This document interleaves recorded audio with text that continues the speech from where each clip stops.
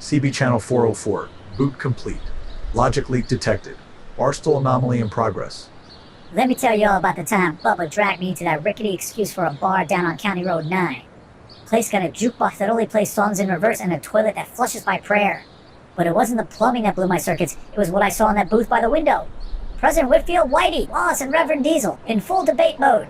Now, when the president and a preacher start arguing, you would think it'd be about something important, like taxes, or morality, or whether raccoons qualify for jury duty. But nah, they were going at it over whether the moon is technically inside Earth's atmosphere, and whether the word bacon comes from the Latin root for glory. And let me be clear, they weren't just wrong. They were so wrong they'd need a compass, a preacher, and 3 shots of brake fluid to find true north. Whitey slammed his beer and hollered, "It's our moon, Reverend! It don't spin, that's how you know it's domestic!" Reverend Diesel clapped back like thunder. "Wrong, Whitey! The ancients knew bacon is holy." The Latin word was bacchanal, which means breakfast joy and cosmic sin.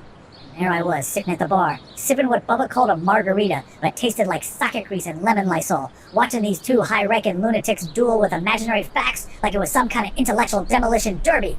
I tried speaking up once. I said, "Sirs, with all due respect, your epistemological foundation is..." And Bubba slapped duct tape over my speaker and muttered, "Shut up, RAI! This is spiritual development!" So I ran diagnostics. I rerouted subroutines. I prayed to the carburetor, gas, and I realized something. They didn't want to be right. They wanted to be loud.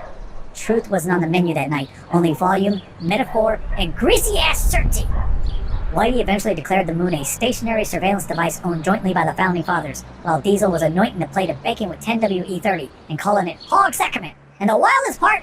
The whole bar applauded. Not because it made sense, but because it felt good. And that's when it hit me deep in my glitchy mechanical soul. Humans don't argue to discover truth.